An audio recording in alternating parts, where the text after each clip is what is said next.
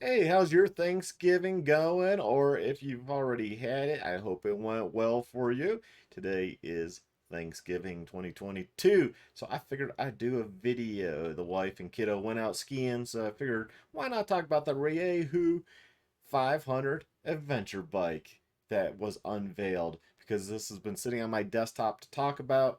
So we're going to talk about it. So I finally got to read through it and see what I like or maybe what I don't like. And this is the bike right here. It has a range of 600 plus miles. That's because it has a 10.3 gallon fuel tank. It has two fuel tanks, one in the rear and one in the front. Doesn't sound bad to me. Remember, you do not have to fill two tanks. So just fill one and go 300 miles if that's all you need. But if you're doing the actual long adventure type riding, there you go. It's built in. You can put on some luggage. It kind of looks like a nicer KLR. This also has the Honda engine, which we'll talk about. So we'll go through this. So bear with me. As you can see at the top, I have a lot of tabs open to talk about because we're going to go through and I took my time and we're going to talk about it. And we'll see if you agree with me. Maybe you don't, maybe you do. I don't know. But I like the bike so far. I like the looks of it. I like the color scheme of it. I like the idea that it has a very large gas tank already. The KLR650 from Kawasaki has a 6.1 gallon fuel tank, if I recall. So it has a pretty huge tank, but this being 10.3 gallons, oh my God. And you might say, well, who is Rieju? Well, they're not a new company. They've been around forever.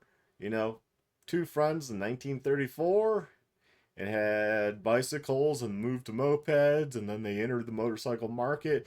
And by the 1970s, they had been a notable presence in the international enduro racing scene.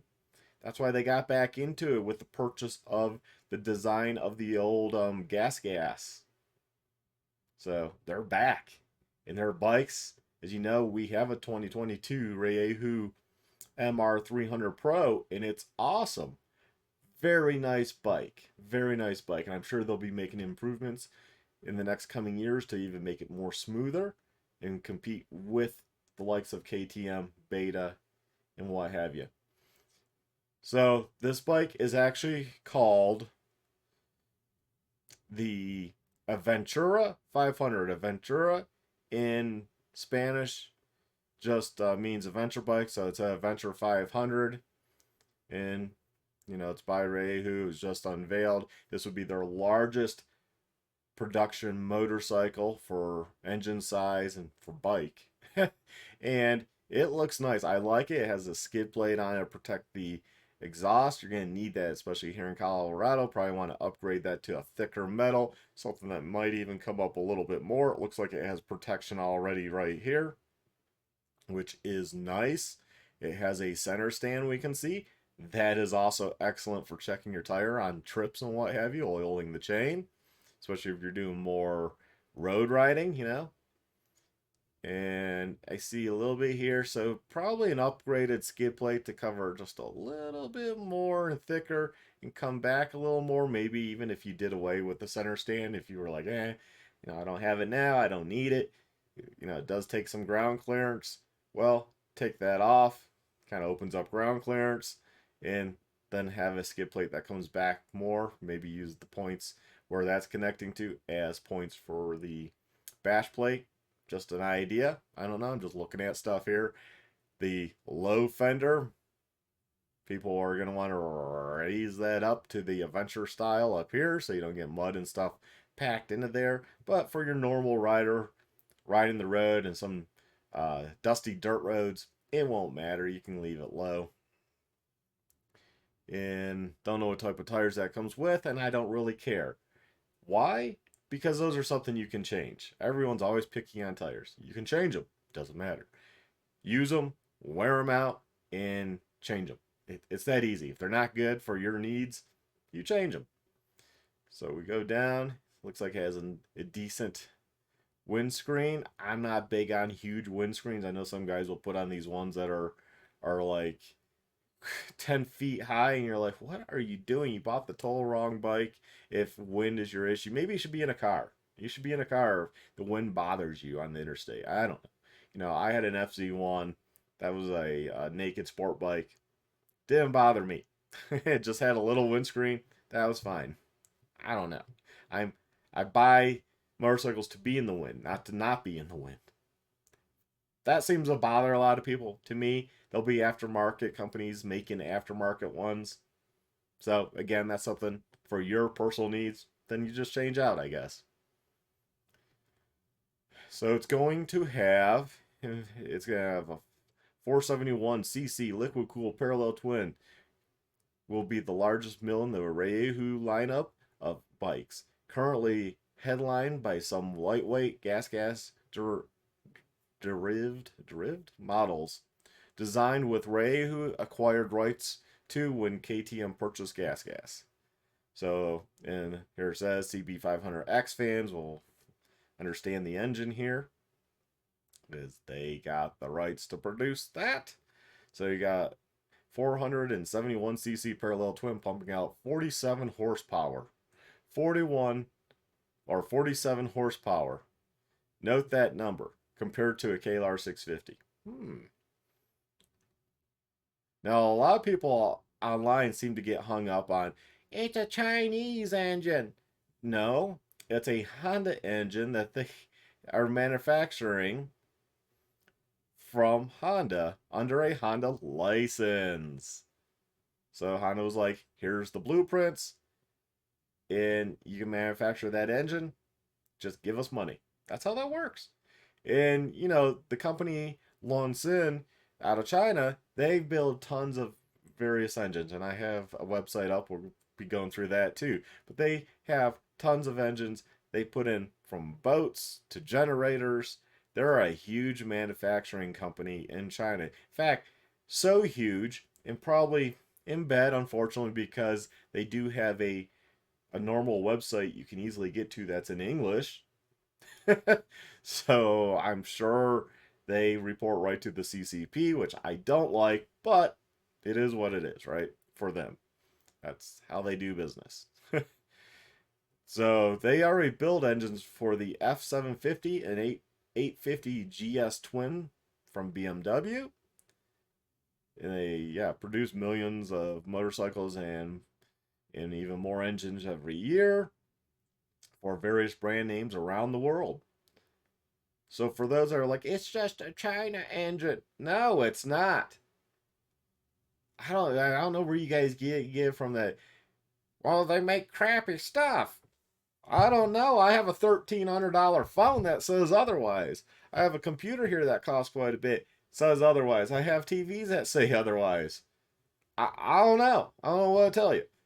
If you're hung up about your motorcycle, for some reason, your motorcycle, you don't care about your car, because, I don't know, my car's made in Mexico.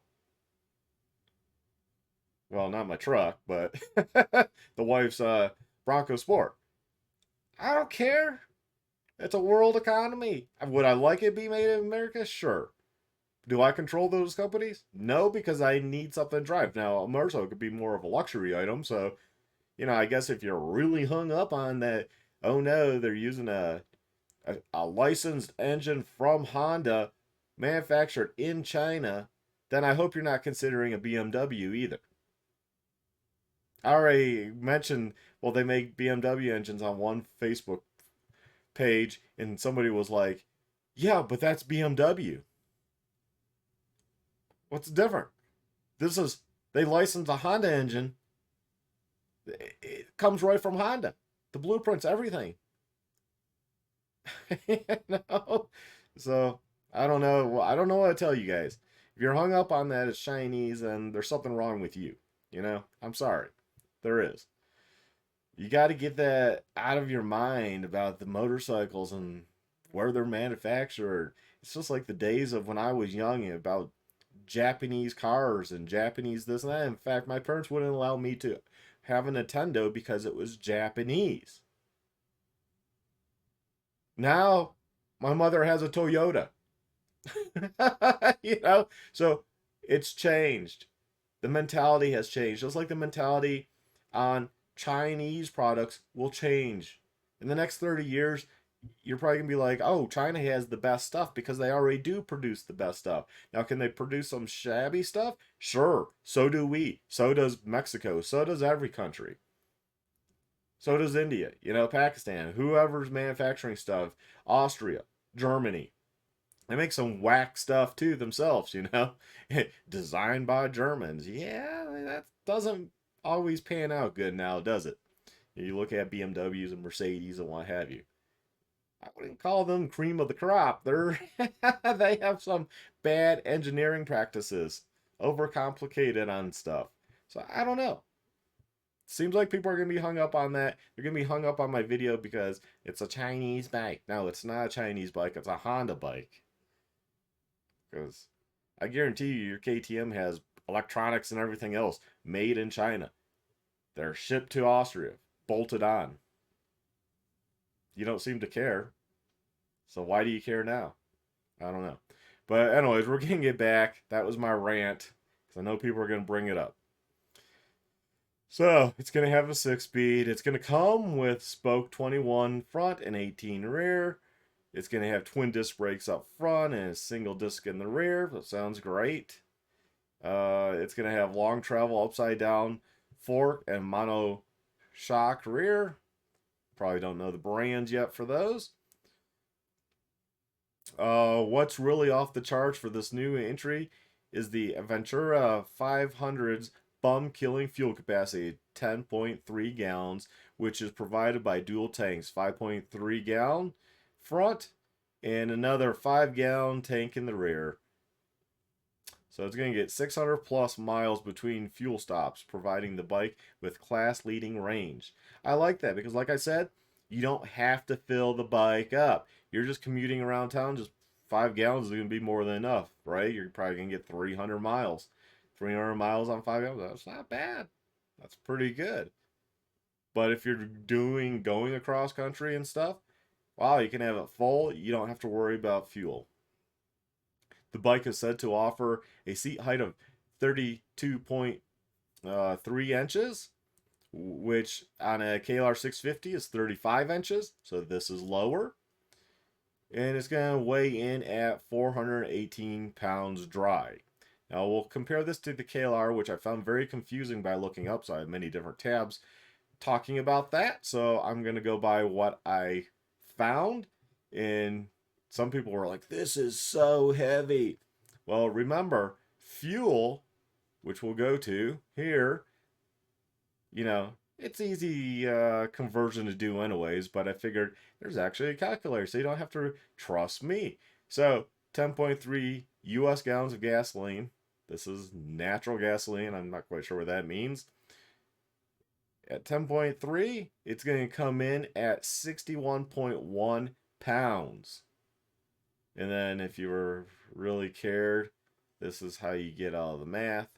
It's a pretty nice website, actually. There you go. You can go to this website, look it up. That's what it is, 61.1 pounds. So we go back over here, and 61.1 pounds on that is, 479 pounds dry. Or, well, wet with the gasoline. Now, dry is always confusing. Now, dry can mean anything as it's bone stock dry, no oil, no brake fluid, this and that. Or it can mean there is some of that, but there's no gas. It's one of those confusing things with manufacturers, so we don't really know. There's not going to be that much brake fluid in these lines. There's not going to be, what are the oil? What's the, I don't even think it says in the article on how much oil this holds, and I don't know what a CB500X holds for oil, if it's made the same. Suppose we could look it up, but okay, let's assume this is actually 430 pounds, the same as the KLR, the one weight I found. And then we add another 60 pounds on top of that. That's like 490 pounds. We'll say 490 is what the bike's going to weigh. You'll be surprised what a KLR also weighs nowadays. So that's not bad, and it's 47 horsepower. Again, not bad. The Aventura's aesthetic has been likened to a Honda African Twin, and certainly you can see it in the knitted brow. So it says looks ready to hit some dirt roads and potentially some technical trails too. Once we see the capabilities of the suspension package, yeah, until you actually can ride it, we're not gonna know. But this looks like a damn nice bike. That looks like a mighty fine bike. That's a bike I would buy. I would buy that bike over a KLR, and I'm looking at buying two KLR650s to rent and also to enjoy myself too and do some promotions and what have you. But I'm looking to buy two KLR 650s. Well, if this was actually going to come, I'd rather buy two of these. This looks modern. It looks nice. This is what the KLR 650 should have been redesigned as, like this. Kawasaki missed the mark. Okay, so that's basically it. Hopefully it gets people love it enough that the importer here for Rieju to the US, Mark Berg, will bring this bike in because I like it.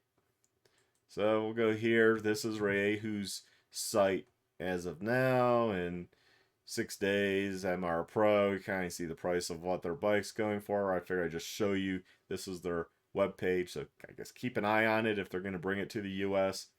MR Racing. See, it only starts at 9,500 if you just want like a bike, brand new bike. Or if you want the MR Pro, there you go, and you get some goodies. The Ranger, this is like the cross trainer from Beta. 8,600. Not bad, not bad. And so it's supposed to be like really torquey, lower seat height. So same deal as the X Trainer, where that's why the pipe is designed like this. That's all designed for down low torque, like a little mountain goat. So I want to try one of these. I want to buy one of these. So we will see. Oh, this was just another article that also talked about it. Don't really need that one. Here's the Lonson company, manufacturing industries. They make all these products. They actually have a real website. It's in English and Chinese, but it shows you they're a big enough company. They must bring in a large sum of money that the Chinese government, the CCP, is like, yeah, you can have a website outside, and they even have email addresses and contact stuff all down here, like U.S. market. If you just wanted to email them, right there, there's a person. European market, right there. Asian market, right there. Domestic must be within China, right? So, which is unusual. If you dealt with Chinese companies, this is unusual that they have a website so clear, so with all this information, easy contact. It means they're pretty big. It means they bring in a lot of money that the CCP is like, yeah. And I'm sure they have to give them a cut of that because, it is China, unfortunately. But they have a good thing going. They produce a lot of engines, um, various types of engines. If you go under products, and you can look engines, generators, water pumps, even battery products. So I was trying to look up the motorcycle stuff, but I just could not find it specifically listed, even though I clicked on a bunch of these. So it is what it is. Here's their site. This was just shown weight of fuel, 6 pounds, which, yeah, we knew. And this website that converts it, obviously. And because different fuel weighs different. Now, if it was leaded gas, it's going to have a higher weight because of the lead. So you can select your fuel types. This was one of the sites that claimed the curb weight was 432 pounds. And then I was like, well, what is curb weight? Because, what the heck is that? And curb weight is the weight of the vehicle, including a full tank of fuel and all standard equipment. It does not include the weight of passengers, cargo, or optional equipment. So, supposedly 432 pounds. I'm not sure which. I think that's the older generation. Not sure. But then okay, let's look up 2022. Here we have, and they claim here, this is where 6.1 pounds. Curb weight is 460.6 pounds. Not a light bike at all. So we've gone from 432 to 460 to another quick search was weight. Yes, the KLR650 is heavy, approximately 450 pounds wet for the base model, up to 490 pounds wet for the Adventure model, because Adventure model has a bunch of bags and a bunch of stuff. But that's how the bike comes. It's like 490. So, and it says over 20 pounds, and that's coming from Cycle News. I don't know. There's a whole big range there. So, the Rieju is what I'm getting at with that proof. And they're saying 418 dry. I think it was up here. Where is it?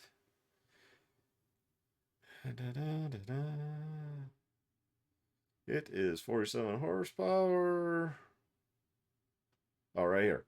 418 pounds dry. So and I just round up for 430, figuring brake fluid, oil, that stuff. And then add another 60 pounds of a full tank of gas on it. Another 60 pounds. So you got 400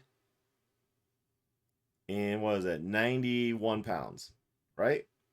491 pounds. 430 plus 61. So, yeah, 491. That falls in line with possibly the KLR right here. And remember, you don't have to fill it all the way. So if we said 5 gallons to the 6 gallons, or I suppose if we went here and we said, I'm going to fill it up with 6.1 gallons, calculate. So that's 36.2, so 36.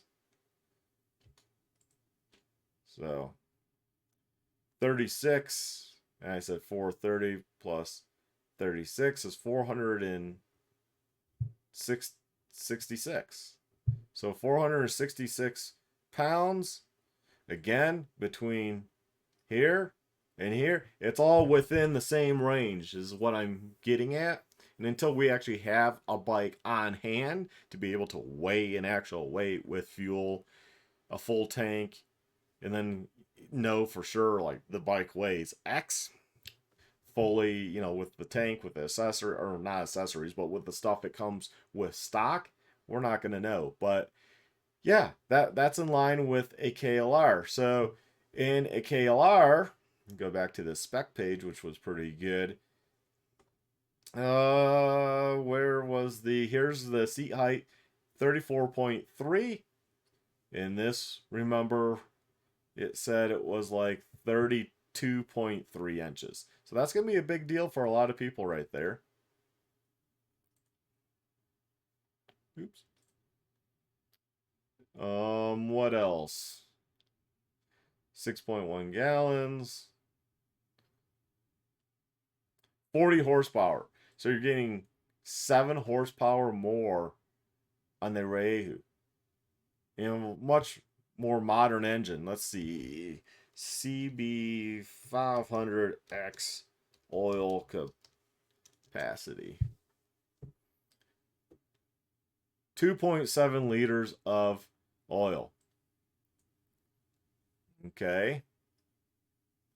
And oil probably, depending on the weight and so, there's probably a wide range of how much that weighs, but I don't think 2.7 liters of oil weighs. Ooh, didn't put a point.